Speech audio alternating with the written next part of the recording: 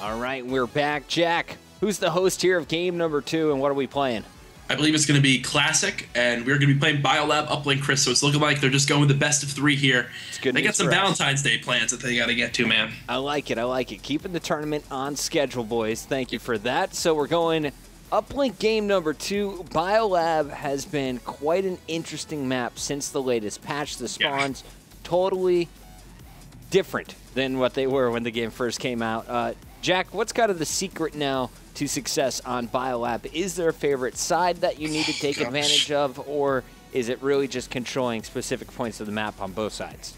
I think, once again, as you said, the latter. They're controlling specific points of the map and kind of just, I think the real big thing here is trying to make sure you always have a count on the players. Now, we see that a lot in CTF. But now, in this uplink, you want to make sure that you're confident when you're going to push, because a lot of times teams have been complaining, wow, we feel like we got them all 4 dead here. We had a player in this position to block this sort of spawn, but they still got a really close one that they were able to easily defend their base. I think here, something I want to see more is the utilization of passing. If you're really complaining about how things are set up, sneak a player in their base, just toss the drone and let that player make a play. I still think it's crucial to hold down Biolab so you can dictate, you know, which way do we want to push? Do we want to push purple, or do we want to push towards green? And then, honestly, the number one thing is to just always control the drone area. It's key to make sure that when it resets, if the drone is played, you can easily get it and then kind of move around the map as you decide. I like it. We'll see who's able to employ those strats a little bit better. We have some randoms joining up in the lobby. Hopefully nothing funky happens here.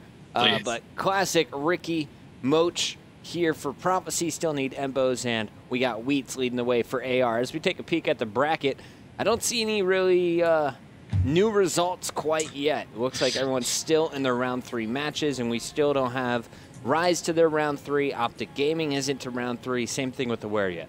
Yeah, the only thing I really noticed was that the FaZe Black pickup squad of Proofy, Sensor, Felony, and Octane wound up taking out Averse 2K. So now they've moved on, so it's looking more and more like we're going to see Aware versus that lineup here soon. Outside of that, though, haven't really seen any changes here. Orbit has officially moved on to face FaZe, so a lot of great teams left here in this 2K. I'm excited to see who comes out on top. I really want to see Single and Lonely win this tournament. that would be incredible. Felony, Sensor, and Octane. You boys can do it. You guys got this. If they play Optic, we'll definitely jump into that match a little bit later. Would love to see that matchup. Some of the other big matches that I would like to look forward to are TK and Rise. I really want to see, you know, how is this Rise squad playing with Sender and Chino back on the same roster? Pac-Man and Diabolic, of course, the 3rd and 4th teammates of that squad. They finished in the top 8, so they will be at the Columbus Championship here for Season 1 next weekend. Yeah. But it's time for game number 2 in our first best of 5 of the broadcast. Prophecy, or excuse me, first best of 3 of the broadcast. We got Prophecy leading by 1 after the hard point. They could close out the series here with a win on Uplink. Yeah, and Chris, I would love to hop on board here with Classic. He had a huge game 1 when he wasn't hosting, almost dropping 50 kills. Now, if I'm not mistaken, he is hosting this game number 2. I'm predicting 80. Nicky D could do some big things. Oh, yeah, some big things. Big things for Nicky. Let's go over to him. Classic on your screen, double stun. Sticking with the ASM-1, standard stuff. He's got the grip, a little bit of rifling, quick draw. And he's going with 4 perks. Now, Moach was using 5 perks earlier. He's actually switching over to the IMR for this map. What did Anticity just do? Did they just end the game? Okay, I think they needed to end the game. He just right off spawn, he just blew up the canisters and killed 2 of his teammates. So not entirely sure what happened there, but yeah, Mochilla rocking that IMR there. Yeah, here's your great final kill cam. Oh no. Yeah, that actually just happened. So maybe they didn't need to restart, and the fail was so bad that they decided, you know what? Let's just reset that one there. But Moach, with that IMR, he was heading right towards purple, Chris. It looked like everyone was ready there, right? After you watched that back? Yeah, I'm trying to not roast Anticity too hard, but Chris, I'm pretty sure he just blew up the canisters, killed 2 of his teammates, and out of pity, Prophecy wound up resetting this one just to make them feel a little bit better and to give them a chance. I want to give a big shout out to Ron. I just looked up and saw, as our show goes on, we're getting pinker and purpler More purple? Purpler. Yeah, that's the right word I wanted. So thank you, Ron, for making Jack and I look so beautiful today. Hope you guys just joining us are enjoying your Valentine's Day out there. We are in just round 3 of the tournament. This is our top 16 teams left of today's 2K. And the winners, of course, advancing to the top 8 in the quarterfinals. But here we go at it one more time. We have game number 2 loading up right now. It's going to be Biolab uplink. We'll see if Anticity blows up his teammates for a second time. Yeah, I do think there's very good chances of that happening, Chris. No. But seriously, actually, I said before I'd like to hop on board with Classic. I want to see if Mochila, Chris, still uses that IMR here. And if he does, I'd like to hop on board with him because I do predict that we'll see him go top purple and try to really hold down that drone area while his teammates kind of find other kills outside of the map. They are spawning here at bottom snow, so there he is. The IMR with overclock. His goal is to get there as fast as possible, to hold down that drone area, and just basically rip any players with subs right in half. And of course, he's got the flak jacket, hardwired toughness, fast hands, and lightweight on this class. So let's go on board with Moch as he jumps up top, and it looks like he is going to be the last man there. Already a fight going down, and that's going to be one big start here for Anticity, causing problems with the ASM-1, and the first satellites picked up by Wheats. Yeah, I wouldn't be surprised if Anticity expected that start out of Mochila. What you saw from him was an extremely aggressive push, making sure that his ASM-1 could deal with that IMR at close range. It paid off there, and now his squad has control of this drone. But Classic and Bose find 2, and now they're able to have it, and Bose just gives the hands to Anticity, and they're going to be going for the first one. That looks like a score here, Chris. Yeah, he's going for 2, though. Pretty greedy play from Bose, and it's actually going to be Spacely able to get that satellite, toss it off the map. That's a reset. Big play from Spacely to keep it at 0s, but arguably a big mistake from Mbos to start things off playing so greedy. Yeah, really surprised that he wouldn't just decide to go for that one-pointer there, but that's kind of a difference, Chris. Could that have been because of the changed spawns here? He wasn't expecting them to spawn there right at bottom green, and they were easily just able to defend there.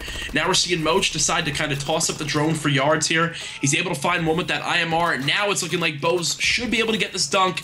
Yes, he does there. Now 2-0 lead here for Prophecy. Classic is already 7-3, Chris. He's on a 4-kill streak. Classic loving his host right now. Let's go to him. ASM-1 in hand, already through his overclock. Getting shot by his teammate. Yeah, you know, a little friendly fire never hurt anybody. Oh, yeah. Except when it kills you. Ricky is going to take over top purple. As I say it, 4 down. We're going to see Wheats taking over green. He's going to push up through the Biolab. Meanwhile, the ball in the hands of Spacely, and Anticity is there to support inside of Bio. So Spacely trying to just wait for his teammates to clear the way. None of those kills that he needed came through, though, and the satellite's still down. It's going to be Moch picking it up for Prophecy, and he's got a 1-point play in front of him. Nice toss, 3-0 game.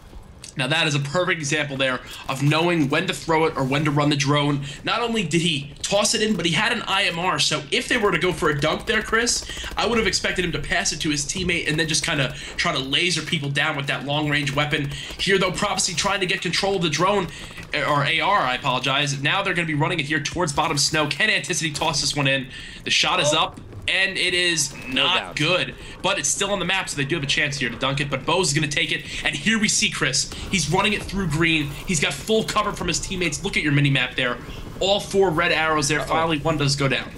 All right, just one player in the spawn area, and he is going to miss, but it bounces in. Wow. For a little bit of luck for Mbos. Yeah. And we're going to see a very nice opening half here coming out of Prophecy, looking very solid in this uplink game. On the other side, AR playing with Spacely as a fill-in today. Really just doesn't have everything together. The pushes haven't been coordinated very well, and they've seen a lot of trouble getting the satellite past the 50-yard line. But on your screen now, we got Anticity. He falls. Spacely next on the ball. Won't be able to get it done. It's up to Burns here to have a big play to stop this one from going through. And Mochila, unfortunately, did not spot that player above him on the green rafters, but now we're going to see the rotation start coming out of AR. They're going to be running this one through their own base. Surprised to see that there, Chris, but they expected all 4 players of Prophecy to be running through purple area, and there Classic finds 2. and they're just gonna run this one. And there's the pass I was talking about, Chris. Right there, Prophecy passed that one, knowing let's get it in as soon as possible. These spawns may be a little unpredictable, might not be too favorable here in this position. They're able to dunk that one, now up 6-0. They are dominating here on side number 1. What was Burns thinking there? Running it through his spawn, it takes so much balls, so much confidence, and you only had one teammate ahead of you. Yeah, I think what he was expecting was that they had the players out of position way more like in purple, so that they would have easily been able to run it, and that one teammate he had on Eskies would be able to protect him there. Unfortunately, that did not work out at all because those players were overclocking right behind him. They picked up that kill, and when his teammate that was pushed forward got taken out, they had all 4 players breathing down on their base. An easy dunk there, and another pass goes in. Moach with the 2-piece. Chris, this is getting out of hand quick. They are now up 7-0. Yeah, AR looking about 5 minutes, 20 seconds away from being knocked out of this tournament, especially if Prof can continue to put in these small plays. Ricky probably had a 1-point toss there if he wanted it. Classic is going to throw it, but it's going to go off the map. So 7-0 will be our final score at the end of the first half. We got 5 more minutes to go, but AR really needs to do something totally different here on the second side if they want to steal this game. And every aspect and every role that was played there for Prophecy was just better. The teamwork we saw, just better. Their pushes, Chris, as you were mentioning, AR not really utilizing those coordinated pushes. Every single time Prophecy scored, Chris, it was because of coordinated pushes.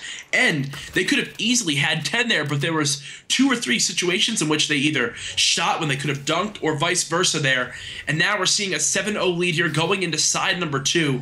Classic is 15-12. Bo's only 9-14, but hey, when you're leading your team in objective, that's all you need. Yeah, he really hasn't had to do much slaying. His teammates doing a great job of leading that charge. You got Moach +4, Classic +3, and a positive Ricky. So very strong slaying from Prophecy so far in this first series. And Embos is going to pick up his first blood, taking out Anticity at the start. Over to Classic now, pushing through Biolab. Moach could not be more comfortable right now, Chris. He's sitting down here with this IMR. Any player that tries to approach him will be easily taken out here. He hasn't even hit any shots yet, but the team, the AR squad, knows they can't push out. Look at him right here. Wow. He's going to be a turret. He will not die unless someone flanks him with an ASM. I love to see another gun back in the mix, and the IMR is the perfect weapon for playing that role that Moach is taking on this map. Embo's trying to put some pressure on the back. My controller tweaking out. Apologies for that, but we take our screen over to Burns. Yeah. Burns is going to lock down blue for the moment. Can his teammates push through and get a 2-point play, though? Down 7, you got to think they need something big early on to get some momentum. Oh, 100%. And right now, 3 AR players are surrounded by those canisters. And there you see Mochilla picking up one there. It's looking like they're clearing those final players out. Classic gets some hit markers there. Now they know the drone is going back through middle Biolab. Let's see if they can make the collapse happen. It does look like they're going to have 2 players here rotating from green. Wheats did such a great job moving around the map right there, getting the 1-point play. It's not the 2-pointer they're looking for, but those will add up. So a nice start, getting a little bit of momentum. It took them 90 seconds, though, to get just 1 point, 3:30 left to get 6 more. Yeah, Bo's here. Just getting that drone in a pretty decent position, but now here we see AR running the drone right out of their base, but little do they know, 2 players already in position to stop them, but a great decision there out of Burns, tossing in that 1-pointer there. Chris, after 2 minutes, they brought it back 2. They're still down by 5 here. It's a 3-possession game. We'll see what they can do. Classic on your screen once again has pulled away to +6, so definitely getting some kills. Not always on the carrier, though. That's what they're trying to protect here as the final 3 minutes dwindle down. We got Mochilla pushing up. IMR at range. He's really the last line of defense here for this prop squad. Will he be able to pick up the kills at range? There's the first. Now looking for the ball carrier. Yeah, there we see one player is able to break through. Can they dunk it? No, he gets taken out there. Now 2 players from props here in position, and another smart play there coming out of Classic. He decides to just throw that drone off, but now they're going to actually be rotating this back. He didn't throw it off there. He's a little greedy, trying to force this one through. Last time when we saw AR do the same thing, they were punished.